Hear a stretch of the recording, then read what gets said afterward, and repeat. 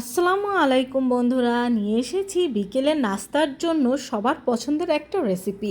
আর সেটা হলো মোগলাই পরোটা রেসিপি। আশায় মাত্র দুটো ডিম আর 1 কাপ ময়দা থাকলেই দোকানের মতো পারফেক্ট এই মোগলাই পরোটাটা তৈরি করে নিতে পারবে খুব সহজে।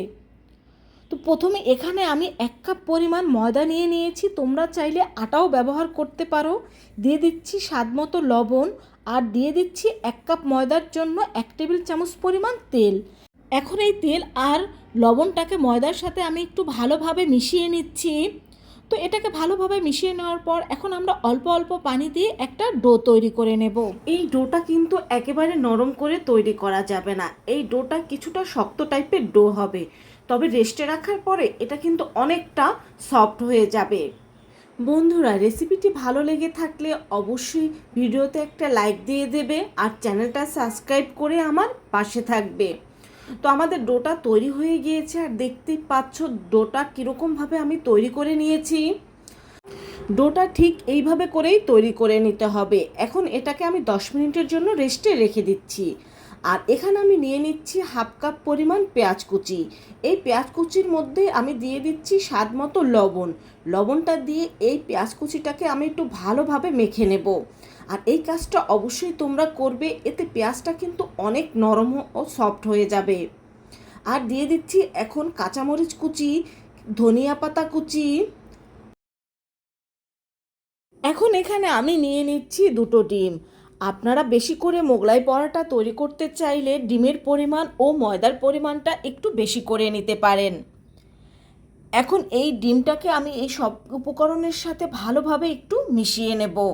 মোগলাই পরোটা তৈরি করা যে এতটা সহজ, আপনারা নিজেরা দেখলেও অবাক হয়ে যাবেন যে এত সহজভাবে এই মোগলাই পরোটা তৈরি করে নেওয়া যায়। তো এটা আমাদের ফেটিয়ে নেওয়া হয়ে গিয়েছে। এখন এখানে চলে আসছি আমি 10 মিনিট পরে। এই যে দেখুন, আমাদের ডোটা কিন্তু অনেকটা সফট হয়ে গিয়েছে। এখন এটাকে আমি 3-4 মিনিট ভালোভাবে একটু মেখে নেব। তো ডোটাকে মেখে নেওয়ার পরে এটাকে আমি লেচি কেটে নেব, আর এটা আমি 3টা লেচি কেটে নেব। আর 1 কাপ ময়দায় আমাদের 3টে মোগলাই পরোটা হবে, আর এই মোগলাই পরোটা কিন্তু একটু সাইজে বড়ই হবে। তো আমি তেল গরম দিয়ে দিয়েছি, তেলটা গরম দিয়ে চলে যাচ্ছি আমি পরোটা তৈরি করতে। এখন প্রথমে আমরা এখানে একটা বড় সাইজের পরোটা তৈরি করে নেব। আর এই পরোটাগুলো কিন্তু বেশি মোটা বা বেশি পাতলা হবে না। বেশি মোটা হলে খেতে ভালো লাগবে না, আর বেশি পাতলা হলে ডিমটা দিয়ে দেওয়ার পরে এটা ছিঁড়ে যেতে পারে।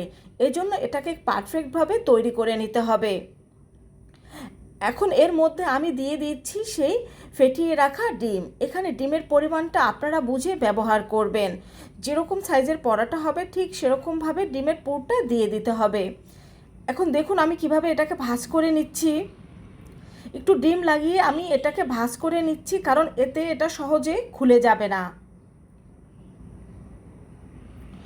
আর এটা তৈরি করার সাথে সাথে কিন্তু তেলের মধ্যে ছেড়ে দিতে হবে। আর আপনি যদি কিছুক্ষণের জন্য এটাকে রেখে দেন, তাহলে যেহেতু ডিমটা লিকুইড, এই পরাটা ছিঁড়ে যাবে।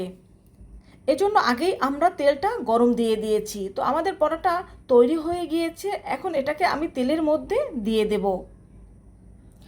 আর এটা তেলের মধ্যে দেওয়ার সময় একটা জিনিস লক্ষ্য রাখবেন, যে সাইডটা আমরা ভাঁজ করে নিয়েছি সেই সাইডটাকে নিচের দিকে দিয়ে দিতে হবে। এতে ভাঁজ খুলে যাওয়ার কোনো সম্ভাবনা থাকবে না।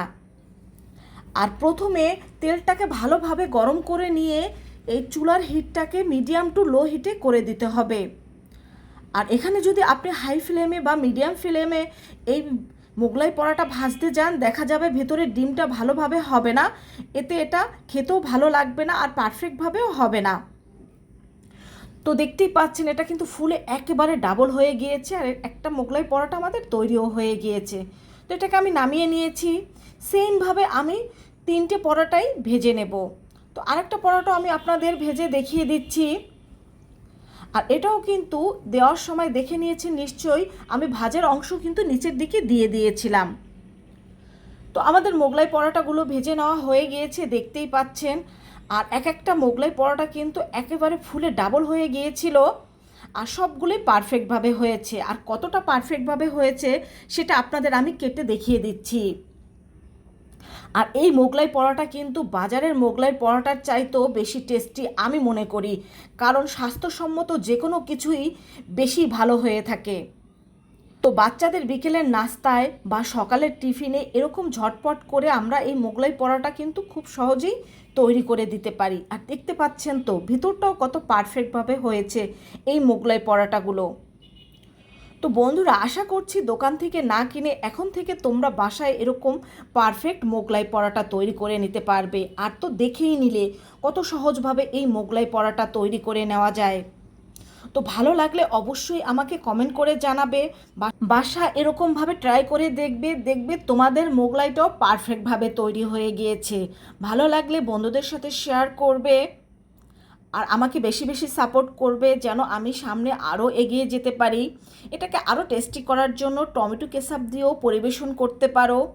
সবাইকে অনেক অনেক ধন্যবাদ ভিডিওটি দেখার জন্য। আল্লাহ হাফেজ।